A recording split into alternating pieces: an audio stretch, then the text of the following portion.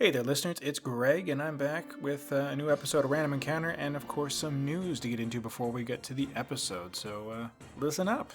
First of all, we have the Flashback Friday feature that Mark Chan has been keeping up on, and he goes into his experiences and love of the Dungeons and Dragons arcade cabinet that was kicking around back in the day. I unfortunately never got to play it myself, but I did play it on Xbox Live Arcade, which he talks about as well. So, if you want to go down memory lane into arcade consoles of the 90s, then give this week's edition a read. Another fantastic feature, and this one a bit more lengthy, of course, than the Flashback Friday Bites, is We Save the World, Now What? Exploring Final Fantasy X-Tune's theme of rebuilding. This comes from Neil Chandran, who looks at what happens after you beat the game. And Final Fantasy X-2 is one of the few games that kind of deals with that. So give this article a read. It's a great read, and I hope you enjoy it. Over in the reviews department, it's basically the Audra Bowling show, but some other people have guest starred as well. The first one she reviewed is Genshin Impact, and we talked about that not too long ago with Caitlin a couple episodes back. And overall, it's shaping up as good as Caitlin was saying. You know, it's got gacha, it's got grinding. You will love it, you'll hate it. You may have opinions on where it stands politically, but otherwise, it's looking like a pretty rad game.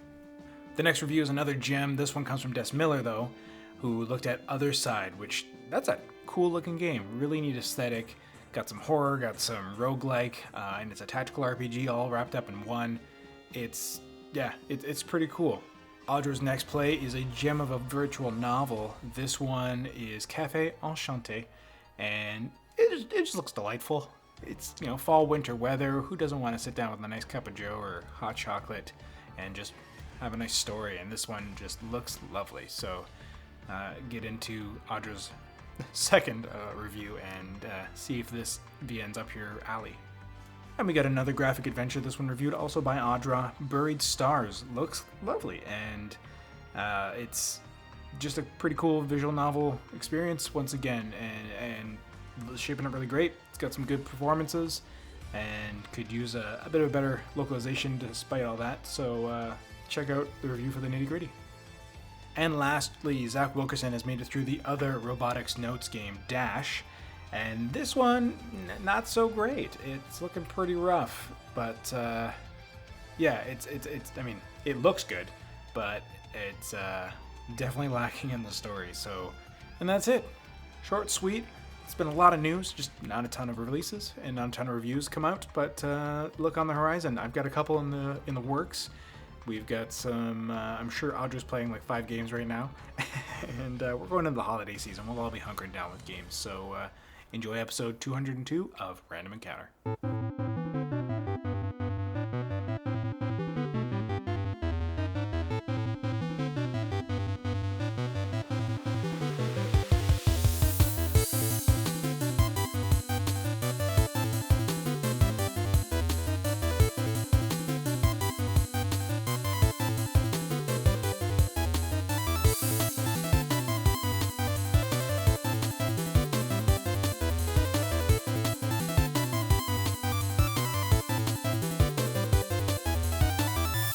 All right, listeners, we're back once again. Hello, how are you? You can't answer. It's radio, whatever. But it's me, Greg Delmage, your host for this episode of Random Encounter, and I'm joined by my co-host, Jono Logan. Jono, hello. Hello, everyone. Jono, I kind of went over this. I'm getting back into the new rhythm of things. What's your social handle? Where can people find you? Well, people can find me at Jono Logan on Twitter. They can usually find me. I have a thing on Discord for the RPG fan. And you can always send us mail if you want through to the podcast. We'd just love to hear from you. There you go. And we're also joined today by our guest panelist, Quinton O'Connor from the news team. Quinton, hi. Salutations, everybody. And how can people reach you outside of the news team? Yeah, I'm also on Twitter. My handle is Quinton Writes, because I'm Quinton and I write. So that one's pretty easy to remember. That's fair. Quinton, what is your what tweet are you most proud of? Either tweet or retweet. Oh, that's not fair. Recent. Your most recent tweet. Okay. You know what? Actually, it's a little personal. I have a friend, and she's been going through some struggles, as we all do, and I'm just very happy to see that she's been doing better. And I retweeted it, Awesome. and everybody else was all super happy too. So it was a nice, warm, fuzzy moment. That's good. Yeah, I find right now, as we're recording, still in the general quarantine isolations, the pandemic of 2020, I think everyone's really looking for those feel-good moments that they can all jump on and say, like, good, something good's happening, yay. Yeah. Well, that's awesome. I missed myself, but for myself, folks, if you want to reach me, I'm at Greg Delmage, more or less anywhere, and GDelme on our Discord if you want to message at me. But yeah, today we're here to talk about, RPGs and stuff. But first, just how's life for you two doing? What's going on, Jono, over in the TO? I know some snow was falling in Ontario. Yeah, we have we have a winter wonderland out there right now. It's been a weird couple of weeks in terms of the weather. Like we've been getting close to 20, and then we get dropped down to 6, and then I think on Saturday, was it Saturday? Yeah, on Saturday it was a really nice day, nice and clear, and we were gonna do a bunch of work out on the balcony and like get things wrapped up for Christmas for the winter, and then the next day it just was a massive snowstorm. So I like that image of like just go on the balcony and get things wrapped up for Christmas, and your mom's like, "Jono, is this your barbecue?" Yeah, yeah. I kept the propane though. that shit's heavy. Just ship that to Nova Scotia. Nova Scotia has its own propane. Yeah, exactly. I just wanted to lighten the load a bit. It's expensive, Mom. Yeah, I'm kind of jealous. I kind of want some snow. I'm not gonna lie, but will be a while. We're just getting that good seasonal affective disorder, constant rainfall that Vancouver gets. So absolutely. I mean, I would happily invite you to Ontario for some, but terrible idea right now. Toronto just went back into lockdown for 28 days. Yeah, and our lockdown has gotten a bit more severe, but Bonnie Henry's doing her best over here. But it's a weird scenario that has everybody confused, where they're just like, you need to stay closed off, but also let's keep businesses open. So like no working out together and playing sports and stuff like that. And you can't go to theater because that's too dangerous, but go eat out at restaurants. That's fine. It's like, what? Yeah. That's how it's been over here in North Carolina as well. It's and again, I think local officials are doing the best they can here. We have of course, I don't envy the position. Yeah. But I mean, it's definitely hard to keep up with, even for someone who, I like to keep up with it. But, I speak with folks around here, and they're understandably a little bewildered because it's the same thing, Don't go to theaters. Okay, but you can dine in at a lot of restaurants, but also don't do that. But you can. Businesses should mostly stay open, but don't go near each other. It's definitely, it's 2020. And the weird thing too is for us, like it's like movie theaters still open. It's just live theater, and even then, a lot of that live theater is also kind of being done via like Zoom or visual performance anyways, and being streamed. So it's just weird that they're just like, you can't get together to make theater. It's really obnoxious for that community, and it just seems weird and kind of singling out a certain aspect of the community. I can see that. It's not cool. And I get it. Like, yeah, they're trying to keep things tight and get this thing under wraps, because we've definitely seen that climb in numbers despite how well BC was doing, for example. But it's going to be still a bit of a slog. I just want my restaurant job to completely shut down, but I've been avoiding going in for the longest time, which has been fine, by giving up shifts to people who are less caring. I was on set though, so that was fun. I got another day on the show that I'm on, so that was fun, and they're still keeping that excellent and safe. I had two more COVID tests this past week, so I'm still in the clear, which is nice. Cool. How's your nose doing? It's fine. I don't have a big issue with it personally. They're still doing the ones that with this one it was the tickle the nose one, so it wasn't like shoving it all the way up into my cranium, which is fine. Which I'm all right with. But I don't know, either or. They feel weird, but I'm still fine with them, and it's not that bad. It's more just trying to keep on top of. At least on this set, they were going, I think, by the SAG rules. SAG is the American Screen Actors Guild, for those who don't know, and they have slightly different rules from ACTRA, which is the Canadian one, for what they expect on set. And so they have everything's divided up into like zones. There's I think green zone, red zone, and gold zone. And so in green zone, you can be mask optional for like a brief period of time as long as you're keeping your distance and stuff like that. Basically, like it's in a secluded space, like the green room for like you as an actor or outside away from set by a certain amount of distance. Whereas red zones, you have to have like your PPE protective mask, which they're doing the M90s. That they give you a fresh one on set. Even if you show up with your own mask, they have like salad tongs, and they serve you a new mask that you have just for set. Ooh, I like that. From your that. other one. After you've been sanitized and after you've been checked in with your temperature and everything, they give you that mask, and you give you a band that shows that you've been checked in and you belong on set, kind of thing. And then and so you have that, but then they also give you a plastic face shield. So you need to be on set with both the PPE and a face shield, which this time they gave us the ones that like wrap around your head. Like there's some cool ones that are attached to goggles. So you have like safety goggles that also have like a face shield that comes down. And that's so much better for actors because you've gone through hair and makeup and then you put on this rubber band contraption thing that messes up your hair. It just seems like the worst thing for the poor hair and makeup team to constantly be like looking at those touch-ups while you're on set when you're rehearsing with this plastic face shield thing on. And it's a lot. But once we get into the gold zone, you can be just mask. So it's interesting, and it's trying to keep up on like where and what's going on.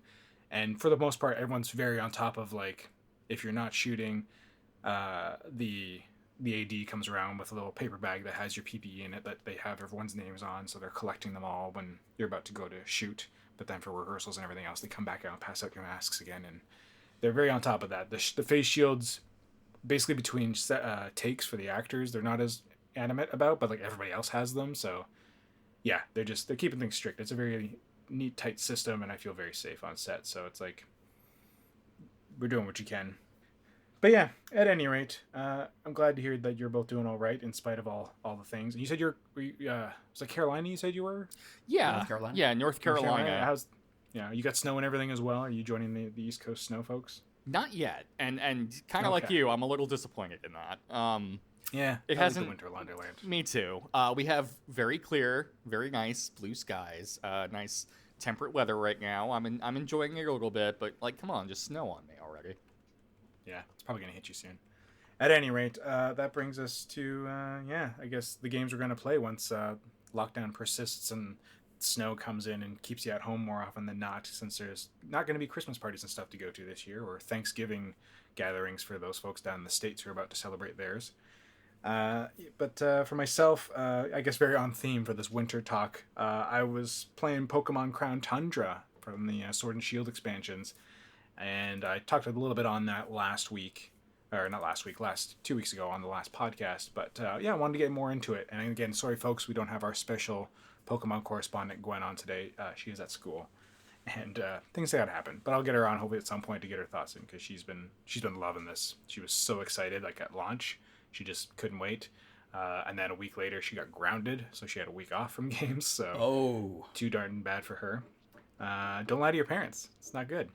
And she had already like plowed through most of the content anyway, so I don't think she was hurting too much. It was more social time and Roblox apparently was the big kicker for her. It's nice because we've grounded her in the past, and she's always kind of like been like whatever, and hasn't really let it affect her too much, that we're just like, how do we punish this child? And this one though is basically it was the more days kind of thing, because she's only been grounded for like a couple days, and then it's obviously been like a weekend, so it was hard, but she coped. But now, after like 3-4 days, and now that gaming has become a social thing because her friends can join her on a game and play with her and stuff, and especially during COVID, now that she gets only some social time at school, and they're segmented into certain groups, so certain friends she can't play with even at recess because they're in different circles, bubbles. And so she was really feeling the hurt this time. We're like, haha, but also that's sort of sad, but still, haha, you get it. Nah, you have to do it though. I was only ever grounded once as a child. I've only ever been grounded once in my entire life. And you were a good boy. Yeah, and it was because my parents, I wanted a Star Trek book, and my parents decided it was too violent for me, and I got very angry and had a fight with them at Kohl's. And then they grounded me for 3 or 4 days, and during those 3 or 4 days, I couldn't watch Star Trek: The Next Generation. That is brutal. It was brutal. It was because it was in syndication, and Yeah. I had just gotten in Star Trek like a year earlier, so I hadn't seen everything yet. So I missed 3 episodes at the end of season 5. Jono, we haven't known each other long, but sometimes when you tell me these things, well, tell everybody on the podcast, I start to wonder if we're almost the same person, because that would be like the most brutal, effective punishment for kid me too. Like, no Star Trek. It's like, just like end me. Like, what's going on here? It was it was tough. Although I do have to admit the fact that I've always like when I asked them a couple of years ago, they do not remember grounding me. They were like, "You were never grounded," and I was like, "Oh yes, I was once." The fact that I was such a friggin' goody.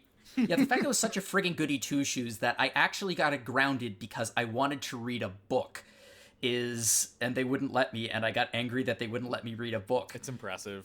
I love it. Yeah, it was Star Trek Dark Mirror. It was the TNG Mirror Universe book, and I was in the bookstore, and my mom just opened it up, and she happened to land on a page where Mirror Wesley Crusher was being tortured, and she was like, "This is far too violent for your age group." And Picard's all like, "Just die, Wesley." Yeah. Just do it already. That's funny. Yeah. Groundings. I got a few, but my mom was also like weirdly really strict as a single mom, and just I don't know. I feel like a lot of them were just far heavier than needed to be. There's only one that feels like it was somewhat warranted, but again was blown out of proportion just because my mom was a single mom in the 90s, and rules were a bit loose. So I was left alone probably at an age where I probably shouldn't have been, but I was fine, everything clearly, and I managed just well. But obviously being a single mom, trying to work, trying to make a living, and also trying to balance in a city where she didn't know anybody, didn't have childcare, it was tough sometimes for her.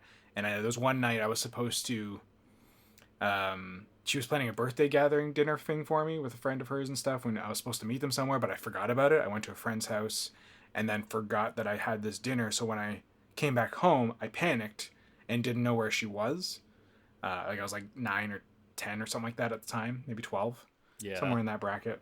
I think it was around 10. And I panicked and didn't know, so I went to the neighbors and was like, "I don't know where mom is." This is before cell phones, of course. Didn't know how to get a hold of her. And then so I was at the neighbors until my mom came home being like, "Where the heck is my child?" And at any rate, she was very upset with me, because then her immediate concern was, what if the neighbors tell child services? And it was a whole thing. And I was grounded from like everything for like 6 months. It was rough. But I think it got reduced. She definitely went hard, and then I think she lightened it to like, I think, a month or 2 or something like that. I definitely wasn't grounded for 6 months, but I read a lot of books in that time. All that being said, childhood journeys aside, Pokemon Crown Tundra, it's been out for a while now, and I like what it's brought to the game. I really wish the rest of the game was like Crown Tundra. I know, Johnny, you haven't really played it, but Quinton, you've been diving into it. Do you agree? What do you feel? I completely agree. Coming into Sword and Shield, I think, now, let me preface by saying I enjoy the games overall, but I think, and this is kind of ironic, my biggest disappointment was that there were relatively few traditional routes, and right up until like toward the end of the single player campaign, they're pretty, very direct. Most of them are very short. I didn't feel the wild area as much in the vanilla games, but now I feel the team has really, with Isle of Armor and especially Crown Tundra, figured out how to make it work, how to make it click for me more. There's just more diversity. There's kind of more to do. Everything feels livelier now. And now coming off of Crown Tundra, I'm thinking, I wish more of the game was like this. I wish I would be down for more of a wild area centric game if it had this much going on. And really, the game just kind of feels more complete for me now. Yeah, like we've talked about it before, that we know that Sword and Shield is, again, it's like the first generation blues of they're just figuring out how to use this new console. They're trying to figure out what features they can and can't implement. So it's a lot of it felt very light in the vanilla game. But this is like, it's so much better with, like you said, it makes the wild area matter more, because like there's so much more to interact with. Like the mysteries, the search, the hunt for Pokemon, that's really what was missing. Like the whole getting those missions from Peony are great. I loved being having this overarching thing of like tracking down these different Pokemon. And if that was peppered along with the main story and the main game, that would have been so much more interesting as a diversion to try and hunt down the legendaries. You know, you got to track down Zacian and Zamazenta or something like that by finding the signs in like the ghost forest and then tracking them across the world or whatever, as opposed to just the lame chase you kind of got at the end with weird armor hat and weird sword hat guys. Or I guess their hair. But anyway, like, there just wasn't a lot to do, as we talked about in the past with reviews and with everyone who played the game, that just, you didn't feel as a player like you had much control over what was happening in the game until finally it was just like, oh, now you're at the final battle. Fight Chairman Rose. Cool. It's up until then, like, it was Leon and Sonia who were doing all the interesting things and just being like, you just continue on your Pokemon journey. Go be kids. The narrative in the vanilla versions of Sword and Shield is very strange in that regard. It's exactly like you just said, and that was another thing that stuck out to me as kind of a sore spot. Like, on the one hand, I almost commend the idea of, like, for once just kind of being like, let the adults handle, the world-shattering events. It's kind of a novel idea, but you have to do it just right, I think. The way that they did it with Leon and Sonia just kind of like teasing along these ideas of a bigger thing going on, and it's not until, like you said, right at the end where all of a sudden they're like, heck, you know what, kids, we could use your help. It's You're the champ now. You can deal with it. Right. It's like, it just feels like if they had some stuff like this where they're like, we're going to go handle these big problems, but maybe you can go find the evidence, you can go search, or you can go solve these puzzles to kind of help us unlock, what's going on, what's the bigger picture or whatever, or, what's Team Yell really about and stuff like that. Like, they're just, again, it was very linear outside of the wild area. There could have been so much more interesting stuff given with, just these ways to interact with the world that was brought into the Crown Tundra that make it much more fun with trying to track down the pieces of evidence to fit the puzzle pieces together to unlock getting to this Pokemon battle or whatever, so you can capture Calyrex and stuff like that. That was all very neat. And I do love the raid dungeon. It's still clunky as heck in terms of matchmaking, like trying to play with a friend is a pain in the butt online. Mm-hmm. Like, Gwen and I have been trying to do it a couple times, because you can definitely do it with a friend in local play, which is cool, but then you get two of the NPC randos from the game, which aren't usually as savvy, obviously, as playing with real players, because for those who don't know, they have these max raid dungeons now where you kind of pick a forking path as you go, and then you just go to max raid battle to max raid battle as you would in the main game if you went to the max raid dungeon sites. And but you're given a level 65 Pokemon to choose from, so you get 3 to choose from at the beginning of the dungeon, so you can't use your own. So it adds that little extra element of strategy of trying to figure out the best Pokemon to use for the job. At the end of the dungeon, after you've gone through a gauntlet of, like, I think 3 or 4 Pokemon, after you've picked your winding paths, you'll fight against usually a big special legendary from throughout the series. So you're not quite sure what you're going to be up against either, so you might have, like, found, like, oh, okay, I picked a water type. Oh, the final one's thunder. So I'm like, uh-oh. So hopefully somewhere throughout you'll catch a Pokemon that you can switch over to. So it's very cool. Like, I like the little element of strategy in it and picking your paths. And then when you have a bunch of players online, you all kind of fight for which direction you want to go, and then the majority wins, kind of thing. And obviously playing with real life players, you tend to make better progress. But then to try and get Gwen and I to play, like, we just had to keep disconnecting, reconnecting, and hoping we match made into each other's game. Like, there's no way to set up a room for you to have that person join and then let others join. I ran into That's kind of annoying. Yeah, I've run into similar problems with it. It's kind of my ethos with Nintendo is that as a developer, as a publisher, they're probably my number one. Technically speaking, when especially online, it's like they're 10 steps behind their creativity. Yeah, it's always a struggle with them, and I'm not technically inclined enough to know how that is, why that is, but it's interesting because they have the creative minds, like the best in the business. It feels like they just are expecting people to be getting together, at the end of the day. Yeah, that's what it feels like. They're just like, you could do this, but also just play in the same room, because we still want to, encourage family gathering play, which is great. But I like it, yeah. Read the room. Read the climate these days. Like, obviously, there's a lot of family players who are going to play, but also, are all those families going to buy individual Switches for everybody? Like, that's a lot of money to throw out, and we'll get into the possible future with all that. But one thing I did love about the raid dungeons, going back to that, and what that could have also brought to the wild area in vanilla Sword and Shield, I like that if you failed the dungeon, you could go back in and pursue the same Pokemon knowing what you were up against. But also Peony's daughter was there, and sometimes she would give you hints being like, hey, I know that there's Entei inside the dungeon, so let's go look for it together, kind of thing. So then you could start the dungeon raid knowing that you had a cool Pokemon you could find at the end of it. And I think that would have been really cool with the max raid battles in the wild area, if you could run into certain NPCs who are like, hey, I heard that there is this specific Pokemon over in this area of the wild area, go find it, or let's go find it together. Like, that just could have added just a little bit more interest, as opposed to, I'm just going to go around to the random energy points or throw a wishing star in and we'll see what I get. Mm-hmm. I think with Crown Tundra, one thing I want to touch up on for sure before we move on, there's this moment in the DLC that I think it's just a magic moment to me. It's something that not only did the default Sword and Shield not really hit me quite as emotionally, but usually I don't know that Pokemon games do.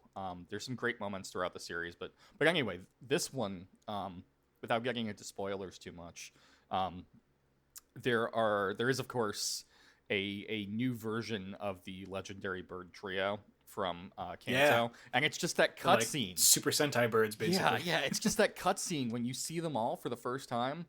Oh, it melted my heart. It's like a deliberate riff on, I think, like the second movie from way back in the day, and it was just magical. I loved it. It was something that, like, it was the moment where suddenly I was just like, oh man, we're on the Switch now. We can do stuff like this in the future, That's fair. Also, stupid new Articuno. Oh, I think it was such a pain in the butt to capture. Yeah, it was. I think the worst thing I had, Regirock, was my hardest capture. Oh my gosh. I think I ate through like 50 Pokeballs trying to get that thing to stay in. It was awful. Yeah, the Reggies. I was like, I wish I just kept my damn Master Ball for it. Mm-hmm. The Reggies are pretty tough. They were. Like, they weren't a hard fight, but I was just trying to ride that line of getting the right Pokemon to get it down to one hit point, trying to affect it with paralysis or something so I don't kill it. And then it just wouldn't stay in the darn Pokeball. Oh, it was so frustrating. It had been a long time. Like, oh, go ahead. Just the other ones, yeah. Like, Registeel went in pretty great. An easy Regice I got in a few captures as well, but just Regirock would not. Oh, anyways. Also, just for a fun note for everybody, I definitely reference Reggie Fils-Aimé in all of my Reggie renames. I think I have like Reggie Fils-Aimé, like Reggie Feast Rock. Like, it was hard to obviously fit it all in, but I tried to basically just add Reggie Fils-Aimé to like every Reggie that I captured. Reggie like Feast Steel. Yeah, exactly. I some of those fights in Crown Tundra, it had been a long time since I remembered just how much I loathe the word struggle in the Pokemon series, because you hit that point where they just, it's struggling, and they'll attack themselves, and that's the end of the fight. It happened to me a few times with Articuno. It happened to me with probably Regirock, one of them. And it's just like, no, don't do that. Stop. Don't hit yourself, please. I just want to capture you. And then it's over. Yeah, or you encounter the Articuno in an area where there's a blizzard, so it takes ice damage because it's not actually ice type in this version. Mm-hmm. And you're just like, God dang it! Yeah. It was so infuriating. The one thing, just before we wrap up the conversation on this, it's still not without its faults in the Crown Tundra. Like, one thing, as much as the wild area was much more interesting, and they tried to capture a few different environments, because the whole thing of the Crown Tundra is that it was once much more verdant and has slowly gotten more encaptured by the snowy climates around it. But they've adjusted in many ways because that's part of their lifestyle, but just I think the winters are longer in a lot of ways now. Mm-hmm. But hopefully with Calyrex's return, that will change around. I do wish there was more than just the one hub town. Just Freezington is the only place that there is. Like, I was kind of expecting to at least find one other town somewhere, like along the coast or something, just to make it feel a bit more lived in. And you find all these ruins and stuff, so I get that this is like a fallen land. Like, it's definitely fallen into disrepair since these winters have come and forced everyone to kind of get together. But it's just this tiny little town that's a few beats away from the train station that it's just like, if this is all it's here, like, why not just leave? Yeah, that I would have kind been of nice. wished that once you got Calyrex, like they could have introduced some sort of neat like rebuilding feature that you kind of helped reestablish some of the areas or something over time, or I don't know. And maybe that'll be something that comes up later. I don't know if they have any more DLC plans, but that could be a cool thing to introduce. Like, where's the Crown Tundra now that people are starting to believe in Calyrex again, and That would be really cool. its powers returning, right? So I don't know. We'll see what happens. But otherwise, I found, despite how interesting the environment was to explore, like there's a lot of neat nooks and crannies. It's cool to get around it on your bike, and it was really neat in that way. It just felt still very kind of drab. Like there wasn't much to do in it in terms of the environment itself. It felt much more alive with the Pokemon, but yeah, it was definitely lacking in the NPC presence. So there just wasn't as much feeding into that. And like there's those ruins. Like there's those little like daises with like plaques on them. Do you remember those? And it kind of gave you stuff. I thought that was going to lead to something, and it didn't. I remember those. The one thing that I really wish that the expansions did that they didn't do, and yeah, I love them overall. It's just added more trainer battles. They're kind of lacking in none. They're kind of lacking in the vanilla like Galar region, and then there's just kind of none. And it's like, well, that's a little disappointing. Yeah, because they're good XP, not farming necessarily, but yeah, good XP experiences. Like I think Ruby and Sapphire that introduced where you could call up, like you had the phone. You know what I'm talking about? Oh, was that one? The original phone was gold and silver. It was gold and silver. Yeah, I love it. Call up your old trainers that you fought against, and then there was a new battle against. There was always Joey who would call you and tell you about his Rattata. That's right. But yeah, like I wish something like that, like if there was like a duration of time, or once you became champ, they all refreshed and maybe had like a harder fight. That's one thing I think though, yeah, that the Pokemon games in general are lacking is refreshing the trainer battles or something. And maybe that's to not keep you from getting too OP, but I feel like post game, when you're in that post game journey, it'd be a great way to farm experience, because it can be just very tedious trying to like either now collect the XP candies or trying to just do it from random run of the mill battles. Yeah, definitely. It's one thing that I do miss from earlier games. Mm-hmm. Either way, if they use what they've established with Crown Tundra, combine it with some of the best parts of the vanilla core game. I haven't got to the Isle of Armor yet, but again, I heard good stuff. So I need to go there and catch Moltres. I just didn't want to start the whole story sequence yet until I was ready for it. Mm-hmm. But if they take everything they've learned from this whole package as a complete thing, the next iteration actually I think is going to look pretty good, and hopefully fans will be much more positive on it as well. Definitely. Mm-hmm. I have high hopes for it. If this is the shape of things, it's good that they're able to try this stuff out in DLC as opposed to taking another game to get it wrong, so to speak, and then finally giving us a third iteration that finally is it at the end of the console's life cycle. I've thought the same thing. Yeah, it's a useful boon that they have now. Mm-hmm. Mm-hmm. Yeah, and like I said, I don't know if we'll get more DLC, but we shall see. At any rate, yeah, it's looking good. But other games that have been played, Jono has had a very storied experience with Yakuza Like a Dragon. Oh, I'm so tired. You were playing it last podcast, and yeah, you've been pretty high on it. And how has your adventures with Ishii been going? Well, I'm still high on it. It's probably, actually, it's not probably about it. It is going to be my game of the year. I just adore it. I loved it. It's the most fun I've had playing a game for quite some time. I mean, I obviously love the Yakuza series, but this game specifically took everything I love about the Yakuza series and smashed it straight into a JRPG format, and it was exactly what I wanted. However, I did have some, just one big issue with the game. You sure did. Just one. If it's the one I'm thinking of. Yeah, just one big issue with it, and it had nothing to do with the game, so to speak. It was we embargo for the game release was the 5th, so that's the day where everyone releases their reviews and things like that online. And it's a big game, like it's a really big game. So by the 5th, I was 61 hours into the game, and I was on chapter 8. There's 15 chapters, so I still had a ways to go. And because we have to finish, all of the games that we review, I put out a review in progress, which, covered my thoughts about the game, and I projected that this is probably going to be my game of the year. I'm just having such a great time. I love it. And the review was released on the 5th. And then later that day, I sit down to start up the game again, and I get a fun little message saying exe not found. And I take a look at Steam, and I discover that there was a Steam update earlier that day that deleted all of the game data. So I freak out for a little while, and we send a message to the PR people and just to figure out, hey, what's going on?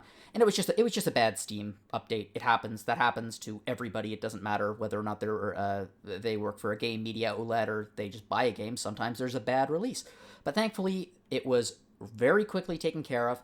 They updated the game. A fully updated version was released.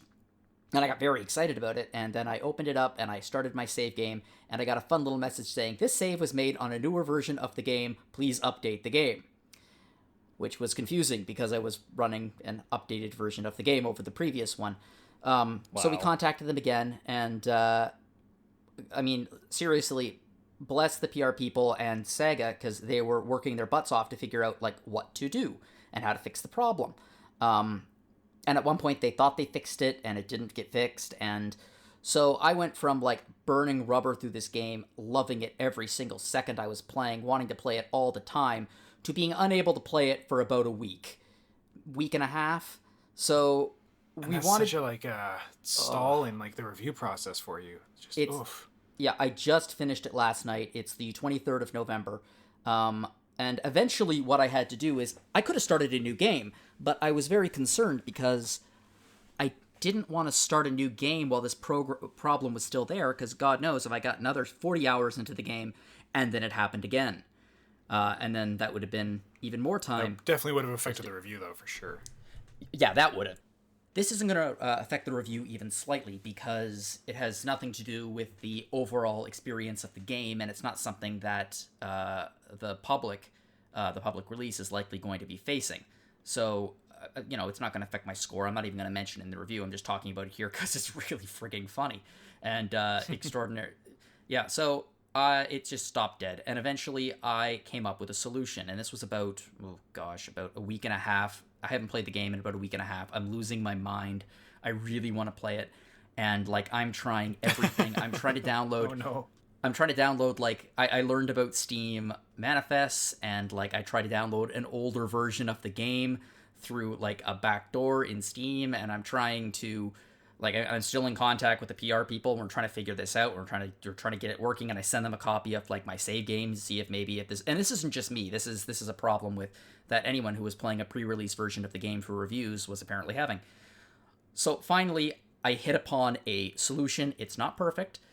I download, because the game has been out since January in Japan, and it's the same game, essentially, I download a trainer, which I hate. I don't like game trainers. I don't really want to have a Game Genie for my PC. But this particular game trainer did feature a option that allowed me to speed up the game times 10. So I downloaded the game trainer, and I started a new game, and I turned on the times 10, and then I just spent the next day and a half zooming around Japan, literally zooming around Japan to the point where I could barely even control the game, just plowing through as many random battles as I possibly could to complete everything that I completed in my 61 hours in the game. So finally, I could get to the end of Chapter 8, and I had everything back to where it was approximately. I had my characters re-leveled to the exact levels where they were. I had the job levels reset to where they were. Nice. And it was great. And I swear to God, I get a message from the PR people, and they're like, we want to offer you a brand new save of the game that will be at the exact same point where you left off. Oh, wow. Yeah, so I just started laughing. It was one of those moments where you start laughing and you can't stop laughing. Yep. Because you're just like, this is insane. And, it's the only solution that could possibly work.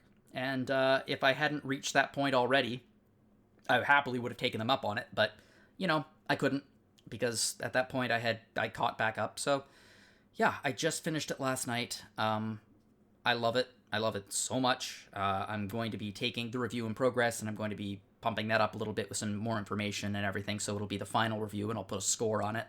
I'm not sure what score it's going to get, probably between 94 and 95. I'm really high on this game. I recommend that everyone get it. If you've never played a Yakuza game before, it is an exceptionally good jumping on point, because it does feature all new casts. an all new cast, all new story, some new locations. There are some legacy characters that make cameo appearances throughout the game, but they aren't integral to the story. If you just don't really like reading subtitles when you play a game, this game does have an absolutely exceptional English dub, unlike most other Yakuza games. Extraordinarily good acting, great localization and translation. So if you're looking for a real good, lengthy JRPG experience to play over the holidays, Yakuza Like a Dragon would be my number one top pick. And it's on PC, it's on PS4, it's on Xbox. There is literally, unless you only own a Switch, you can play this game. Now, the big thing about this game is that Ishii is very much into Dragon Quest, and obviously there's little notes throughout that. And I'm guessing that stays all the way throughout, both in how the battle mechanics work and everything else. Is there any other like nods to it? Like, can you get any Dragon Quest equipment or like a slime hat or anything stupid fun like that? It's interesting because, I mean, again, Sega doesn't own Dragon Quest. So they can't really, I don't think they have the permission to feature like actual things from the game. Gotcha. But so there it wasn't are a full like partnership. Yeah, there's not a full partnership, but it's a reference. Apparently they got permission. Obviously they got permission to reference it. And it's packed full of references, and it's packed full of, like, for example, on the loading screens, down in the bottom right-hand corner, you get little 16-bit representations of your characters marching in place, just like they're in a Dragon Quest game. Yeah, that's really fun. Oh, that's cool. Some of the mini games very Dragon Quest inspired. Sound effects, certainly. Whenever a new person joins your party, rather than there being like orchestral thing, you get like a standard MIDI da da da da da da da da da, like that kind of thing, like a triumphant theme. However that plays in Ishiban's mind. Yeah, and that's the hilarity of it, is all of this is happening in his mind to the point where you start wondering whether or not he's a little bit brain damaged. But yeah, there's the game itself takes all of the classic Dragon Quest mechanics and actually RPG mechanics and standard character tropes, and like, you know, there's a blacksmith in the game. So you can go to the blacksmith and she'll boost your equipment. Tons of mini games. The only thing I was a little bit disappointed by was that have either of you played Judgment? No. In Judgment, there is like a board game type mini game, which is you go around like a digital board game version of Kamurocho, and I have to admit I was expecting it to be in this, because Dragon Quest, a lot of like classic Dragon Quest games especially, like that board game kind of mini game style thing, but there wasn't one in that. There was a casino, of course. There were always casinos, and of course. I feel like the game is I cannot possibly imagine a better amalgamation of Yakuza and traditional classic JRPGs than this. It's not a perfect game by any means. There are a few technical issues, like there are some pathfinding problems within battles very occasionally, especially if there are cars on the road. Sometimes your characters don't realize that they can't just run through a car, and they just kind of run against the car for a few minutes. Whoops. But then the game eventually figures it out. You might have to sit there for like 10-15 seconds, but eventually they're like, oh, I can't do that, and they'll just teleport over and whack an enemy. There are some annoying issues with safes, for example, or like anything where you need to click on an item, where it takes a little while for you to line it up perfectly so the button prompt will appear. Oh, that's annoying. It's a little... There's been games like that I've played, and you're just like, what? Just open the safe. Yeah. Can't remember what I was playing recently that did that to me. I kept like accidentally talking to people. I think I was doing that in Horizon Zero Dawn again. There was a few moments where like an NPC was like slightly too close to like a campfire or to like a chest, and I would talk to them instead of opening things. And I was like, God, get out of the way. Yep. And I mean, that's the classic thing. Like, if I take a taxi to run around town and I get out of the taxi and I press the button to start running, well, I'll just start talking to the taxi guy again. And I'm like, and you end up in like a little loop. But on the whole, the game smartly avoids that. Like, one of the things they've avoided is that it always drove me crazy is whenever a multiple choice thing pops up, they make sure that the option to quit, or the bad option, is at the bottom rather than being at the top, because nothing's worse than like on autopilot just hitting X and then accidentally hitting an option that you don't want. Yeah. During a dialogue section or something like that. Do you want me to explain all that to you again? Oh, no. Yes. Oh, no. Yeah. And I mean, thankfully, the game does have a skip scene button where you can just pause, press X, and it'll skip the scene, which is a great thing, especially. Well, yeah, especially in a run where I'm going times 10 fast. And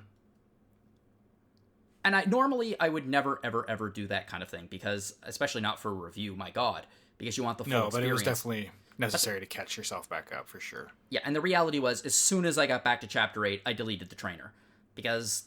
I mean, why would I want the experience of the game. The trainer was just a tool that allowed me to get back to the point where I could experience the game. And from that point, everything was fine. DLC packs are out. I don't have any of them. I was considering getting the ones for the... there are 2 additional jobs that are in a DLC pack. One is a heavy metal rocker kind of guy. And the other is a matriarch of a Yakuza clan.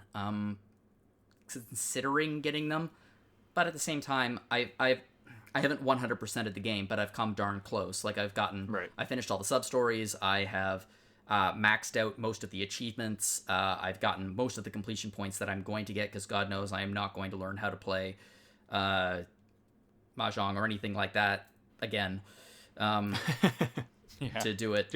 Just pinch it in, Mark Chan. I guarantee Mark Chan knows how to play Mahjong. That's not a terrible idea. And I finished the second. There are 2 final dungeons. There's the final dungeon, and then there's the super final dungeon. And I beat the final dungeon, and I was like, you know what? I'm so close to 100%ing this thing that I actually want to 100% it. Like, I'm going to as close as I can. That's cool. I'm gonna do the super final dungeon. And I clicked on the door, and it says recommended level 99, recommended job level 90. And I'm like, oh, that's just a recommendation. Yep, yeah, it's just a recommendation. I go into the entryway. First 2 enemies one-shot me. Yeah. And I'm like, okay, that's how I felt with the Crystal Chronicles, advanced dungeons. It was like, I'm sure I'm fine, and get steamrolled. Yeah, you're never fine with those. I remember. Yeah, so then I decided... back to installing the trainer. No, I didn't do that. I went on YouTube, actually, to be like, all right, if I spend the time to get to level 99 and job level 90, if I grind and get to those points, will I enjoy this? And the answer was, no, I would most certainly not, because even though I'm at level 99, they are too. So the entire dungeon just becomes a ridiculous grind to get through. And I guess if you want more of that, then there it is. Yeah, if you want more, it's there. I didn't. I love the game. It's going to get my game of the year, not even a question. So yeah. You might come back to that dungeon next year. Yeah. So that was my fun time experience with Yakuza. Absolutely adored the game. Had the worst time reviewing it of any game I have since maybe Fallout 76. Ouch. Yeah, that was a thing for different reasons though. But yeah, it's gonna be memorable one way or the other for you. Yeah, and we have quite a few people on staff who are playing the game right now. They adore it. We're gonna do a spoiler cast on. Yeah, Solosi's been big on it. Yeah. Are you gonna pick it up, Quinton? Yeah. I'm a little bit more sold on it now, actually, just from listening to Jono. It's not that I don't have an interest in it innately, but I am definitely a Yakuza noob. So just knowing that it's a great entry point is exciting for me, and it sounds like something that would just kind of be a nice complement to my next-gen machine. Nice. What next-gen machine are you getting, out of curiosity? Yeah. That segues us really nicely. Let's talk about that for a moment. Yeah. I'm getting one. We got the PS5 out here, Yeah. and we got the Xbox Series X out. They're both doing well enough. Although I think so far it seems like the PS5 is outperforming. I mean, there was that article from Famitsu Japan, which was the Japan-only number, so obviously it's going to be very skewed. It's very unlikely a Microsoft product will ever outsell there. But even still, the PS5 seems to be the dominant console. But they're all having supply issues everywhere. No one can find one anyways. Yeah. Despite the constant jokes of play is infinite and supply chain is not. So yeah, it's when we eventually get to have one. I know some people on staff have one. We're hoping to get some on to chat about it. We will hopefully in the future. We certainly don't, but as Jono asked, yeah, what are you planning on, Quinton? Well, yeah, that's the funny part. I'm dedicated, which doesn't mean I'll succeed, but I'm dedicated to trying to nab one of them come Black Friday morning from a GameStop. Good luck. Good luck. Yeah. Now the problem is, I am just a few days away from that, and I still haven't completely decided which one I'm going to get. It's a difficulty that I've never before encountered because I've been very much imbued in the PlayStation ecosystem my whole life, just as someone who's very hot, very keen on JRPGs. It just kind of seems natural. But there are some unique challenges in my decision making this time. The Xbox Series X has a couple of things going for it that just sound very intriguing to me. I'm very attracted to the Game Pass concept. I know that's a big part of kind of the Xbox player base. It's kind of a nice sell. It's a nice sell. I mean, just hundreds of games at your fingertips for... and I think it's cross-platform to PC as well. It is, if you have a Microsoft PC, so... And the lovely thing about it is because Microsoft is more committed to the backwards compatibility concept. I mean, they both are this gen, which is great. But yeah, Microsoft goes further back, basically. And I'm looking at these games, and I'm like, oh, I could replay Dragon Age Origins, and it would run a lot better than it ever did on my PS3, that's for sure. And, oh, look, even, like, Elder Scrolls 4 Oblivion looks really pretty now. I can play Skyrim, like, with all the mods instead of just a few. So it tickles my WRPG mentality. But then with the PS5, it's like FF16 is apparently a console exclusive for the PS5. That's huge. I love FF14, and it'll run snappier, on the PS5, which is nice. It's going to get like an FPS improvement, which for an MMO is really cool. FF7 remake will likely continue on the PS5. So it's just, it's like to sum it up, that's what it comes down to. Yeah, my brain is basically east and west. It's fighting. It's like a cold war in my head right now. Well, it's just what launch titles do you want, right? Like, what has the more attractive lineup at this point for you is really, I guess, what it comes down to. I think so. Yeah, and in neither that case, of them are super exciting depending on what you like to play. Right. In that case, I think the one game that pops out at me is the one exclusive is Demon's Souls remake. The one exclusive. The one exclusive. Yeah. It's as an RPG fan, I consider the Souls franchise, Soulsborne, whatever you want to call it, a big blind spot of mine. So it seems like this would be a good time to get into it. Yeah, nice way to pick it up. Yeah. I'm leaning PS5, but I just have this scary thought that, like, I'm going to be in line and I'll actually succeed, which will be awesome. And then I'll go in there and they're like, what are you here for? And I'll be like, I don't know, just surprise me. And someone's going to be like, wow, you're really, really kind of casual about video games. And I'm like, actually, I write about them on the internet, but I still don't know. Choice paralysis is a real thing for me right now. Don't judge me. Just help me out, please. That's very funny. And for yourself, Jono, where are you landing on this? Are you intending to get in on it, or are you just going to stick with building up a PC? Or for God's sake, trying to get a PlayStation 5 in this country is, well, impossible, to be frank. I mean, like everywhere else in Canada, I don't know. I think it's the same in the States. There is no, you can't get them in stores. It's impossible. The entire thing is a digital online launch. And the problem with the digital online launch is that you have websites that aren't equipped to deal with literally thousands of rabid fans trying to snatch up a next-gen console. You have bots who are snapping up as fast as possible so they can resell them on the internet. It's just been a disaster. And you would want to say that, like, well, they should have guessed this was going to happen, but the reality is that this is the first year they ever really needed to deal with anything like this, and everyone is having this problem.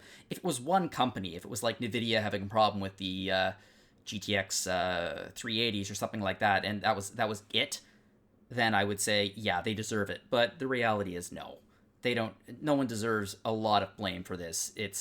You can only do so much in the period of time that they had to prepare for it. No one wanted this. I assure you that these companies definitely did not want to do a digital-only launch. They wanted the stores. They wanted the hype. They wanted people to be lined up. Yeah, and I mean, to be frank, there's a Best Buy out behind where I live. If the PlayStation 5 had had a launch day event, I might have been there to pick one up. As it was, just in a hazmat suit. Yeah, just in a hazmat suit. But, there's not. So I've been keeping an eye online, but I have had absolutely no luck with it. I haven't been able to get one. I'll be getting a PlayStation 5 if I get I will get a console eventually, but The console I will get is a PlayStation 5. I don't have any interest in Xbox. I understand that many people have preferences for Xboxes. It's just not really my console, and I have a PC. I love my PC. That's the thing for me as well. I'm in the same boat as you, that I would rather just go with PS5 eventually if I do. But it's going to be a bit down the road for me right now because I got enough of the backlog to play. I've got a PC that runs everything pretty fine, so I'm not hard up either. Yeah, exactly. Yeah. And I want a PlayStation 5 so I can do I can do some cleanup in 2021 of games that I missed that are going to get next-gen re-releases with upgraded graphics and that kind of thing. Yeah, they'll be nice and crisp. They'll be nice and crisp, and I'll be playing them a few months late, but that's totally okay. Horizon Zero Dawn 2. Yeah. Yes. That's what I'm stoked for. I've gone back to Horizon Zero Dawn now that I've done some review projects, and I'm just, it's going to be so good. Yep.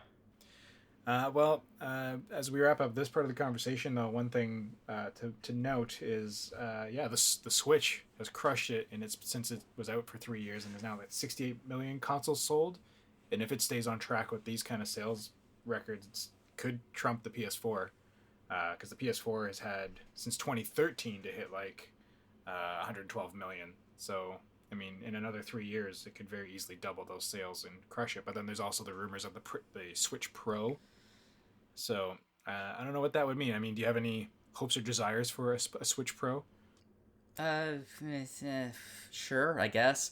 Nintendo's... aside from more powerful, I don't know. Nintendo plays an entirely different game. They're barely in the same industry as Sony and Xbox and, I guess, the PC industry at this point. Yeah. They've managed to... Which one has Lego? Yeah. You know? They have always done that, though. They've always done that. They are loath to play the same game because they know that, I'm assuming they guess that technical specs and online connectivity are not things that they excel in. So they try to excel in terms of gameplay, in terms of their very, very unique IPs. If they released a Switch Pro, that was console only, with TV only, I'd probably buy it because I very, very rarely play my Switch on the go. Not just because of COVID, I just don't really do it. It's one of the reasons why I've never really been interested in buying a Switch Lite. I don't know if they will or not. I know it's a rumor, but I think that their smartest move, if they were to release a Switch Pro, would be to release a portable console with slightly boosted internals. Essentially the Switch version of the new 3DS. Yeah, I don't know what it'll be either, but I don't know. If they did console only, I'd be interested in that as well. I mean, I do like playing in handheld, and I like having the option to free up the TV for others, or having it go and be able to bring her Switch over from her dad's kind of thing without having to bring the whole dock and everything like that. That's a nice feature for sure. But if it was a bigger powerhouse that would still have the connectivity and we could still have it in the house, and then it's I can play Final Fantasy VII Remake on the Switch, that'd be rad. It would be totally rad. We'll see what happens. Yeah, I think for me, the Switch has absolutely blown me away, as it has for a lot of people. It's quite possibly my favorite system, of all time, as they say. So if a Switch Pro is legit, if it comes out, if it's, or they call it the Switch Plus or the new Nintendo Switch or, the Switch U, hopefully not. If it comes out, I will probably grab it. Especially, it's kind of, I don't know, games like Breath of the Wild, and then games like Octopath Traveler, they all really click for me. So I guess the thought of even just running them at a higher, frames per second or just slightly better lighting or something, I'm already there for it as is with the games. Like you, Jono, I don't really play portably very often myself. So yeah, sure. Show me what you can do, Nintendo. I'm there for it. We're gonna round out today's conversation. We can't ignore the elephant in the room for Western RPG lovers. That Mass Effect Legendary Edition was finally announced on N7 Day, which also, unfortunately, I guess for the marketing aspect, coincided with the presidential election, largely finally being done and decided. Mm-hmm. So I was like, oh, that sucks. But, at least we got that. But yeah, we finally got that rumored Mass Effect Legendary Edition, which is not shocking. We figured it was going to come. It's going to look great. And you get, because it's not like a remake or anything by any means, but they are just going to be cleaning things up. I doubt they're going to, quote unquote, fix the ending like so many complainers would want. And I'm sure the mechanics in the first one are still going to be a little janky, but everything will be a little smoother, a little faster, a little nicer to play, right? And I know, Quinton, you're pretty stoked on this. Yeah, beyond words. Like you said, we all kind of knew it was coming for years, really. But just being that it's out in the open now, and we've seen, BioWare loves this approach of like blog entries where it's like, a letter from Casey Hudson, and they sort of did that where, he's just talking about, the great experiences with the trilogy, and here it comes, like it's coming back. It just warms my heart. It really does. I worked for BioWare for a little while on the marketing side as a forum moderator as well. I helped with some of the conventions. They did appearances for like SDCC and New York Comic Con and all that. Yeah, and so it's a part of my life, BioWare in general, but especially Mass Effect, because the trilogy was the big thing for the time that I was with them. That it's just an unforgettable part of my life, and the journey that those characters go through, the way that the story unfolds across the trilogy, love it. I'm so excited to see it with a fresh coat of paint. Yeah, I don't think that they're going to do anything with the ending either. No, it's just it's not going to happen. It's accept it. It's been. But you do get all the DLC at least. Yeah, all the DLC. So you can get that story fleshed out either way. When Andromeda's not a part of it, but I'm wondering if they are going to remaster that as well at some point. Possibly not, because they did that random update very many years later that fixed a lot of the problems, so that's probably the most we're going to get. Mm-hmm. But they did also tease that Mass Effect 4 is in development. They gave us an image of it. It looks like it's got some familiar races in there, possibly one of the new races that was in Andromeda. I'm forgetting the name of. You might know better than me because I haven't played Andromeda. I haven't played it in so long since launch. What was it? There was the one new race that was added in that one. This is the horrible side of me. For all I tout about my time with the Mass Effect trilogy, Andromeda did not stick in my brain as well. Yeah, and that's kind of what happened for a lot of people. But at the same time, it also seems over the years people have gotten a bit higher on it, that it's getting it a bit more credit than it originally got. Yeah, I don't think it was this absolute catastrophe. It really wasn't. No. There were aspects of it that I enjoyed. I would like to go back to it sometime, if for no other reason than to make up for the embarrassment just now of not being able to remember that alien race name. Well, with Andromeda, obviously, like the original Mass Effect Legendary Edition now is the original trilogy, and that was Shepard's story, and that's supposed to be done now. Part of me wants to think, given the departure they had away from it, will they try and play it safe and try and bring back Shepard in some capacity to save the game's face, so to speak? I really hope not. Are you hoping that they'll go more into Andromeda's storyline and keep coaxing that fire, or are you wanting them to kind of go back to the trilogy in terms of storytelling? I'd love to see a blend of the two in a way, and I kind of have this hunch, and I could be way off base. It's been a long time since I've worked at BioWare in any capacity.